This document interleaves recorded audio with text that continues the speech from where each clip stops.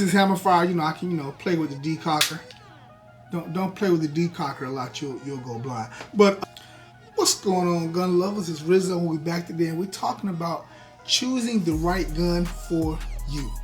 Not something somebody on YouTube said, or something you heard. How to know how to choose the right gun for you. All right, so it's a lot of models out here on the market. Different calibers, barrel lengths, action type, sizes, hell, even finishes and mechanical features and all that. So you got a lot of stuff to choose from. So we're just going to try to help you out, figure out how to choose what's right for you. Now, we're going to be talking about self-defense handguns, but if you're just looking to shoot recreationally, or you just trying to learn how to shoot, a 22 would be a good option to do that with. Excuse me, most of what we're going to talk about today does apply to a 22. Now, 22 is not recommended as a self-defense choice, but it's you can, especially if you're just doing recreation, you're just learning to shoot. Shooting with a 22 is good. I do mostly with this GSG, and that's just mostly because I needed more practice with the hammer fire. I hadn't bought one. I just bought a new one, but hadn't bought one in a long time. And the main thing I like about is just that I can practice defeating the safety off my drawer or my draw. Or since it's hammer fire, I can play with the decocker. Don't play with the decocker a lot, you'll go blind. But yeah, so if I was to recommend one, I guess I recommend the SIG P322, and that's mostly just because it got a higher capacity. I think it got like 20 rounds, but I mean Glock, FN, Walther, all of those make a lot of quality 22s out there that you can do. But we are going to be talking about self-defense gun. But if you are just learning how to shoot, we just want to practice and train. The ammo is a lot cheaper, a lot less recoil, so it's a lot easier to kind of, and plus shooting 22s are fun. Get you a couple of 22 handguns, a few 22 rifles, just go out there and shoot, all right? We're going to talk about self-defense handguns. All right, so let's talk about finding the perfect self-defense gun. This gun is going to be something that you're going to use for self-defense. It's either going to be for carry or for home defense, or both. So usually it's a gun that you shoot well because it's the right size, got all the right features, it's the perfect caliber for you. The capacity is great. You can shoot it recreationally. You take it to all your classes. This is your everything gun that you can do everything. When you shoot in competition, it's your competition gun. If you're going to buy two guns, a backup gun. I'm going for my backup gun! Backup gun can be, people try to say keep something in the same general size so it'll be similar, but your backup gun is one you can change around. Maybe if your primary gun, you're wearing something that doesn't really fit or go well with it, you'll have the backup gun for that one. Yeah, so just your primary gun and a backup gun. Most people have one. I carry right now SIG M18 is my primary, and I got the 365 XL as my backup gun. So just start out with something that you're gonna like, that you're gonna know that you can shoot well, and then if you get better, you can get a backup gun. You can get something either similar or like me, it's a big difference in size between those two. All right, so let's talk about what happens when you get to the gun store. You got your friends telling you what you need to get. I know what you need. They usually tell you a lot of different things. They'll tell you to get something small, especially conceal carry. Get something light, something cheap, maybe bigger caliber, large magazine capacity. You want a lot of bullets. Get you some night sights on there. Laser. Don't get a laser. No, lasers! So they're giving you all these different things to put on there, but does that stuff really matter? What you're trying to do is you want to, when you use your gun, hit your target. That's what you want to do. So in my opinion, what really matters is, and a lot of people may disagree with me on this, but the gun fit, or the fitment, how the gun, fits in your hand. All right. So can you reach the trigger? Is the trigger pull weight heavy? Is it a 3 pound versus a 6 pound weight? How much is the trigger distance that you have to pull it back? How big is the barrel? Your sight radius, your sight quality, the weight of the gun in proportion to the caliber. I think those things are kind of important, so that's what we're going to go over today. So to kind of put it in perspective, the whole point in shooting is to hit your target, right? That's what you want to do. If you miss or you too slow, bad things will happen. Bad things will happen. You're gonna miss your target, or you may hit your target after you've already been hit. That's not good. You could just be wasting ammo. You're out here just shooting up and you ain't hitting nothing, just wasting ammo. Let's not do that. Let's find the right gun for you. All right, so what's the first thing you should look for when you're out there getting that gun? The first thing should be a frame on the gun that lets you easily reach the trigger. Okay, that's the first thing. So when you in the store, you want to grab that gun, you want to be able to, you can easily put your finger on the trigger of that gun. If and you really want to, ideal position is to have like the pad here, that part there, touching the trigger. Some people may do the knuckle wherever you choose, but that's like the thing. And you really want to have like you want your finger to be like at a right angle. I don't know if you can see that with the trigger. You really don't want your finger like up on touching the side of the gun, because the main goal, like we said before, is to pull that trigger and shoot without moving the sights. That's how you want to do it. So a lot of times, especially if you're already a poor shooter, if your finger's on the side, every time you manipulate that trigger, every time you manipulate that trigger, you're going to be touching the side of the gun, which means you're going to be pushing it a little. So you want to get a gun that allows you to reach that trigger comfortably and without having to struggle. If you got a gun and you're here, just barely touching it, that's not good. That's not where you want to be. I like it, but it's too big. All right, so you can kind of see here, I'm gonna bring out a bigger one. So like that was the 365 XL, which is a great concealed carry choice. But like this is the 320, this is the X5 Legion. It's a bigger frame, bigger grip. So now see, but this one here still, that was a little small. Not that I said I hate small guns, but yeah. See, that one's, that's good. But see, if you, let's say if you grabbing this gun and you can just barely touch the trigger, that's, let me make sure, show you guys it's clear. You can barely touch that trigger, that's not good. So a lot of times, with the bigger frames, it may not be the gun for you. I know you got a lot of ego going on, but a lot of times the bigger frame just may not be in the cards for you. So you want to find a frame where you can comfortably put your finger on the trigger. All right. If you're out there, you buying a gun and you can't, if you can't reach the trigger without rotating your grip, making your grip a little less than what it should be, because this part you gotta move it over. That's not good. That's not a gun you want. And if you have to get a smaller gun, so be it. Shoot that smaller gun, be proficient on that smaller gun, and then maybe you can get something a little larger. So you may have to go with a subcompact instead of a compact, and the full size just may not be in the cards for you. Maybe even get you a single stack. I hate to say it, that's just how it is. It is what it is, man. All right, so another thing too that kind of goes along with it, a lot of guns nowadays, trying to find one, Canic will have it, Smith & Wesson will have it, I think Glock has them on some of the newer models, they'll have the grip inserts. And basically what it is, let's say when you go to the store, most of the guns in the store will have the medium size one. If you're choosing a gun, you can maybe see if the guy behind the counter has them. I don't really know if they'll let you do it, but yeah, when you're choosing one, try all three sizes: the small, the medium, and the large, to see which one is more comfortable. And it's just a good idea just to kind of see where your hands are. They're gonna put the medium on because that's what most people will use. Guys with huge hands may need those larger ones. If you got a smaller hand, look. don't let ego Don't let your ego get in the way of common sense.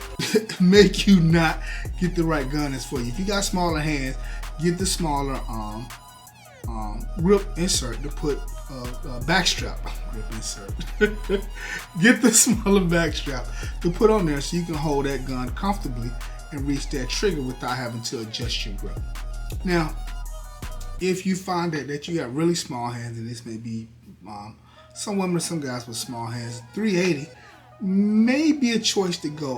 380 is usually considered the smallest caliber that people would recommend for concealed carry, so 380 may be an option for you. Just get something that's designed for concealed carry, and most people now are putting out pretty good guns. The Glock 42, SIG 238, those are good. If you got doesn't have a lot of hand strength, then maybe the Smith & Wesson, was it the EZ 380, may be a good choice. And they have easy models for 9mm too. We're just going over like the 380 for people with smaller hands and maybe have a little less strength in the hands. 380 is an option. People will tell you not to shoot a 380. Want you at a 9mm. I want you to be comfortable out there shooting and have something on yourself to defend yourself with. Because if you're not comfortable with a 9 and you don't carry, that's not good. So if you got to go to a 380, do a 380, but that's the lowest I would recommend. Some people will tell you you can conceal carry with a 22, and you can. You just, in my opinion, need to be very proficient at it in practice. Oh, practice makes perfect. Yeah. Indeed it does. Practice. Did that before. All right, so what else should you be looking for when you're trying to find a gun? The perfect gun for you is you want to find something where we talked about where you can reach the trigger. You want to find something where all your fingers fit on the frame. So before I guess we're talking about guys with smaller hands. Now we're talking about guys with maybe a little larger hands. So like take 365 XL. This one was kind of. I got the magazine with the extended base plate on it, and that was just because with the regular, I got two magazines. One fits flush, and that flush one, I don't have big hands, but I would get, it was close to getting caught up on there, so it wasn't as comfortable for me. So now with the extended base plate, my finger doesn't even come all the way on it, but it's enough to where it fits better. I can put my whole hand on the gun. I don't have a magazine in this one, but like for the 43X, you see the 43X. So 43X, my fingers is right on the edge. So just gotta be careful with that one. Kind of with the 365, that was the reason I didn't go with the regular 365 model, because it was just a little. Like I said, I don't have big hands, but it was just a little too small. So stuff like that. Having an extra.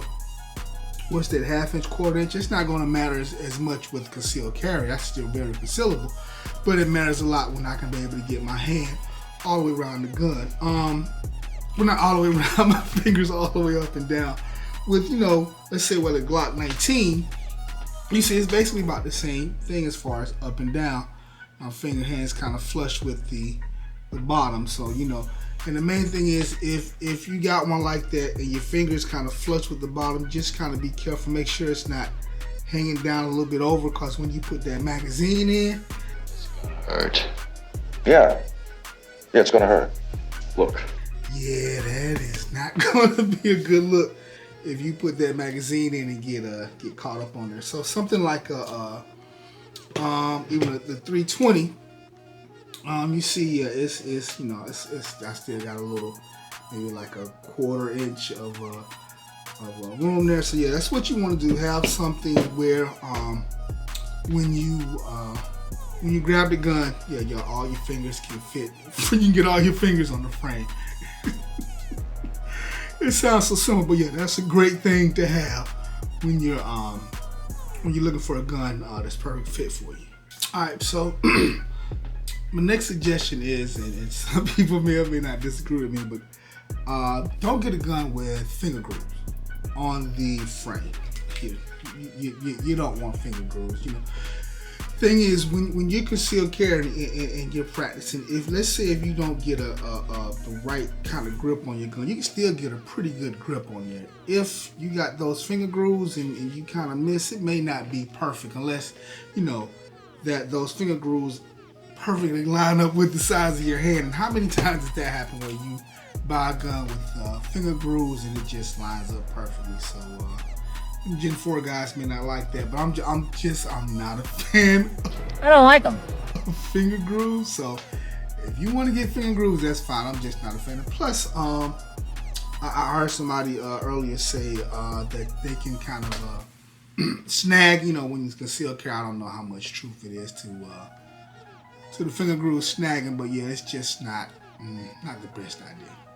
All right, so here's one, and I don't think you have to worry about this for most modern, especially modern striker fire firearms. But get you one. Try to get a gun with a trigger pull of less than 6 pounds. The heavier the trigger pull, the more force it takes to fire the gun. That's just kind of self-explanatory. So that increases the likelihood that you'll pull the sights out of alignment before the bullet even leaves the barrel. Okay. Rifles and shotguns typically have trigger pull of less than 6 pounds. Pistols, your handgun should also. Just kind of, learn, practice, handle your gun safely. Instead of buying a gun that's hard to shoot because you think that your safe handling skills are suspect, buy a gun that's easy to shoot and get some training. I gotta get some training in something. Practice with your gun, especially if you're new to conceal carry. I would tell people, you have a gun on you all the time, and sometimes just, take it out from time to time. If you're new with it, clear it, make sure it's clear, and just kind of hold it. Hold it in your hand, just kind of get used to it. If you got a holster, just practice taking it out the holster. Make sure it's clear, but just, get comfortable with handling your gun and get comfortable with, we've done concealed carry videos before, so we all know we shouldn't carry around in the chamber. Carrying around in the chamber with a striker fire gun with no safety, you should be one of the safest person out there as far as firearms handling go. So get you a gun with a trigger pull of 6 pounds or less, and work with that. All right. So this is one that may be hard for some of you guys, especially just starting out. But you want to get a gun with a trigger pull that has a short distance to travel. All right. So the shorter the distance that the trigger has to move, the less likely you are to move the sights out of alignment. Remember, we said you want to be able to pull the trigger with minimal movement to the sights. That's the purpose of getting shots on target. All right. So with the light trigger pull, the factors that make the gun easy to shoot also make it easy to have a negative discharge. So you have to be careful with that also. But yeah, a lot of times what you want to do is just get your trigger. Like I said, you can do it in the store. Make sure it's clear, just rack the slider, just see, how far you got to pull that trigger. You don't necessarily look for the wall, you just want to see how far it is before when you pull that trigger, you hear that click. And have an audible click is good. How long before you pull that trigger do you hear that click? Is it a longer trigger pull? Some guns will have a longer one, so once you did that, but that's one of the things you want to try to do is how long before you pull that trigger. See, that one's a little longer, So that's one thing is that you have to be aware of. The longer it takes you to pull the trigger, the more likely it is that you will, until you become more experienced, the more likely it is that your shots will be off target. So getting a gun that has a short distance from when you put your finger on the trigger to when it breaks, that's a good idea. This is one that most of you, especially if you're getting a striker fire handgun, don't have to worry about, but you want to get a gun starting out that has the same trigger pull for every shot. Okay, that's important. Some handguns are designed to have a long, heavy trigger pull on the first shot. That's your double action. All right. That makes the first shot a double action. All right. It didn't have a shorter, lighter trigger pull for the second and subsequent shots after that. So it's a lot of models out there that are what they call a DASA, double action, single action, or traditional double action, however you want to say it. You don't really want those starting out. That's not really what you're looking for. Remember what we were talking about earlier? Your rifles have the same trigger pull for every shot. Shotguns are the same way, so get you a pistol, especially starting out. That's the same way, same trigger pull for every shot. Trust me, a lot of people love the double action, and it's safety thing also. So in the semi-automatic, the main reason for the double action, the first shot design was a lot of user to carry with the hammer down. We decocked it, but yeah, you carry with the hammer down instead of the hammer up. The double action design requires you to decock the gun after it's loaded in order to carry safe. So that's kind of what we did. This is not loaded, but you put it in and you rack the slide to load the round. Hammers down. You decock it to let the hammer. Stop. Hammer time. You'll see people will carry with the hammer down,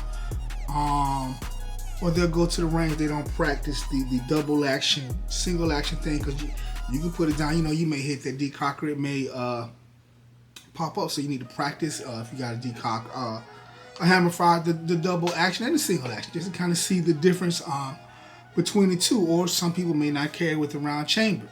Please don't do it. Not a great idea, cause you can if you want to, but people are going to tell you every day they're going to advise against it. Do not carry without a round in the chamber, because the time if somebody's coming to shoot you and you have to pull your gun out, rack it, then shoot, and they've already decided to shoot, so they already got their gun ready. Yeah, you're not going to get them on the drop. Carry rounds in the chamber. That's just unsolicited advice that has nothing to do with choosing the perfect handgun for yourself. That's the best advice I can give you.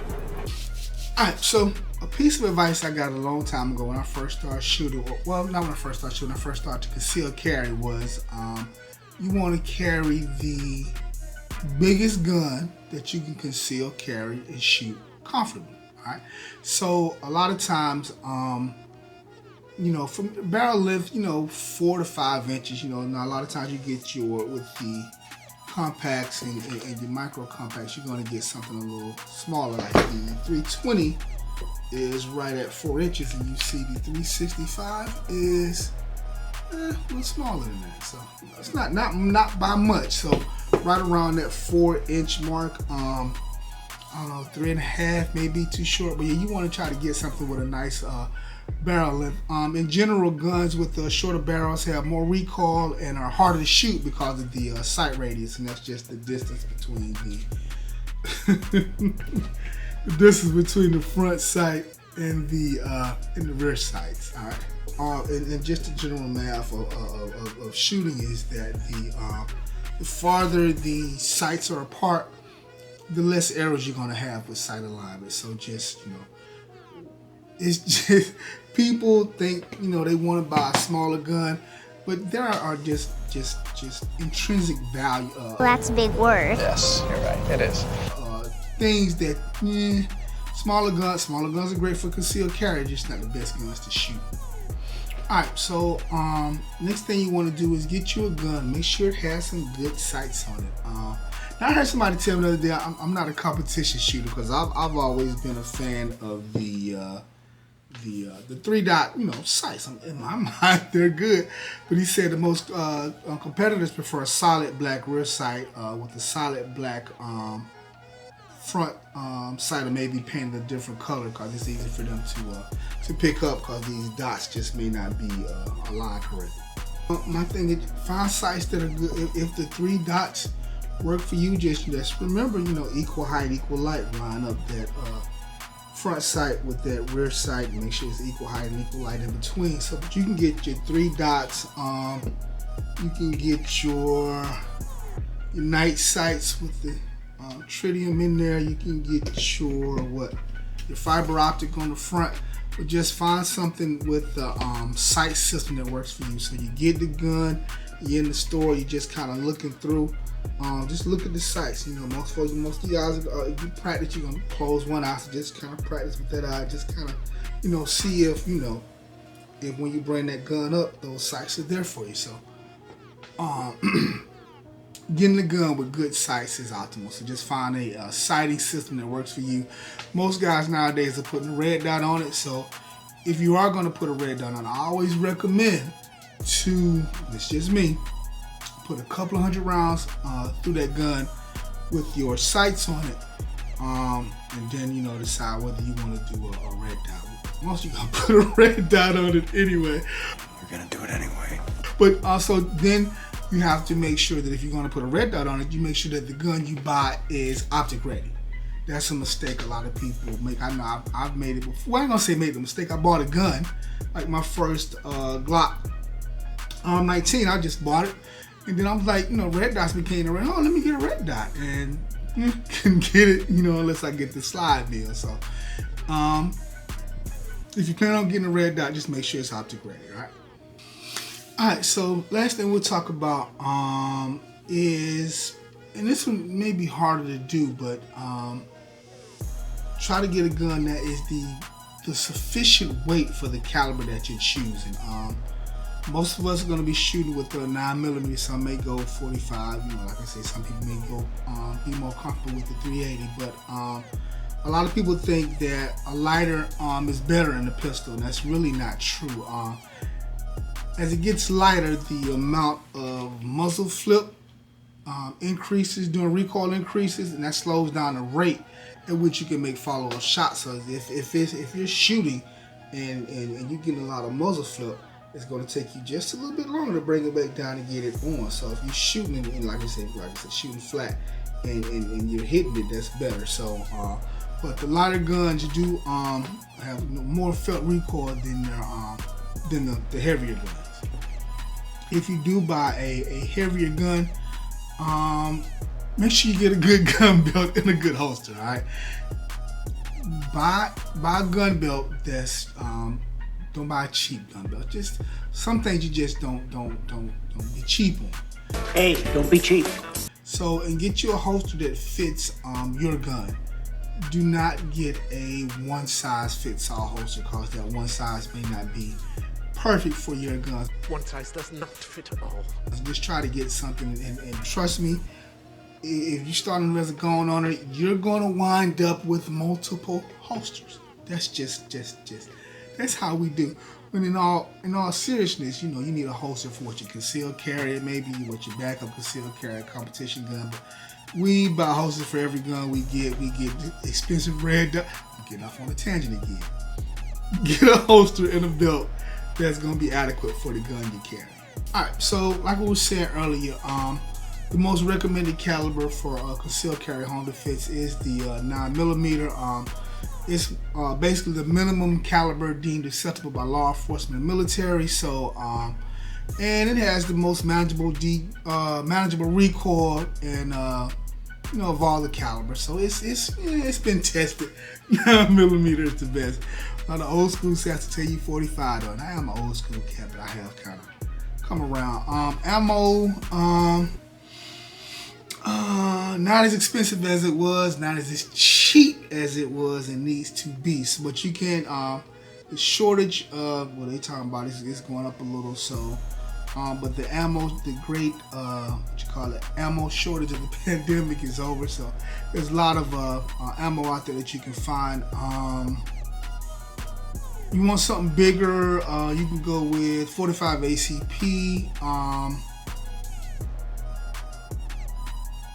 Maybe 40 Smith & Wesson. Yeah, that's not as popular, but you could do 40 Smith & Wesson, but 45 ACP. Most people that conceal carry or home defense are usually choosing 9mm or 45 ACP. Can you talk straight now? Now listen, get it together, man. All right, so the only downside, in my opinion, with 45 ACP is the size. They're a little bigger. They tend to be, the gun will be a little wider because you got to have more space to put them in. So, and that kind of gets to less capacity. And remember we were talking about earlier, one of the things people say you want to have more capacity. So, 45 being a bigger round usually tends to take up more space and tends to be less rounds in your magazine. So that's kind of one of the downsides for 45 ACP. Now, there are other calibers out there. You can get 380, 25, 32, 38 special. 38 special probably better than the others, but yeah, they're out there. And we did say 22, but yeah. So yeah, you got options out there. Just figure out what's best for you. But usually 9mm usually be the your number one choice, with 45 ACP coming in a close second.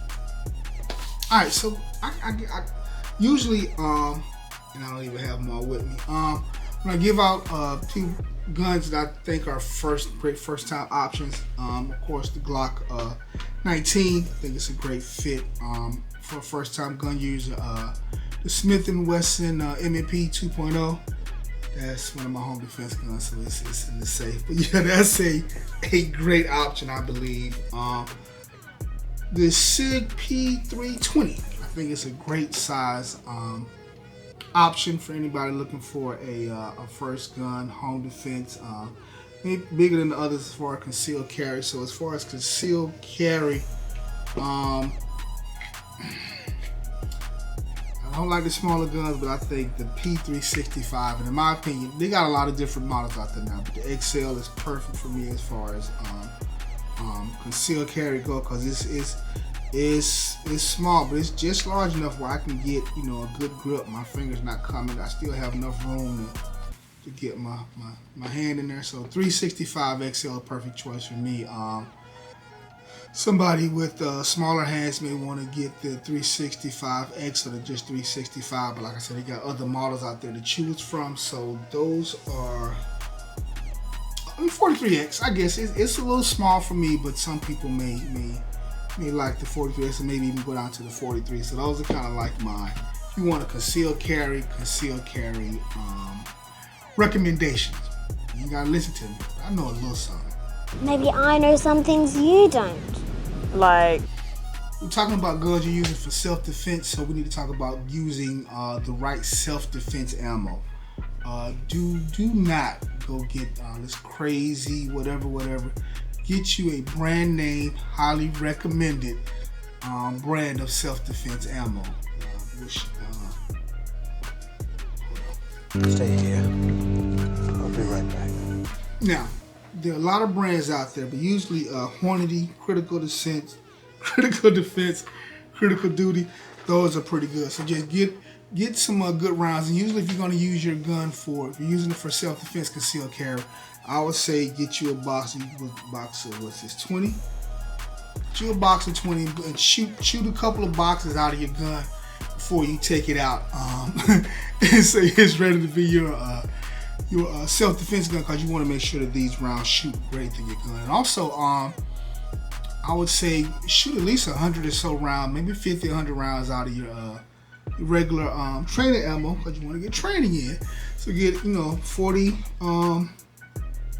two boxes of self-defense ammo, hollow points in, and shoot around 100 rounds out of your gun just before you want to go out there and use it for self-defense. Like I said, you want to make sure what's going on. You're not getting a lot of double feeds, your magazines working, so you just want to try to get some rounds out of your gun before you go and start using it for self-defense. Make sure it's working right and everything is good. So yeah, great self-defense ammo. Shoot a couple of rounds out of it, make sure everything runs good. Also, clean your gun when you first get it. A lot of times they'll come in with the lube or whatever it is, the stuff in there from the factory. You want to go ahead, and plus it gives you a chance to taking a gun apart for the first time can be a daunting task. You may be a little scared. You're not going to put it back together the right way. So taking it out and cleaning it, especially the first, like I was talking about walking around the house carrying your gun, take it out, take it apart. When you first get it, do it every day for the first week or two. Then after that, maybe once or twice a week, take it out.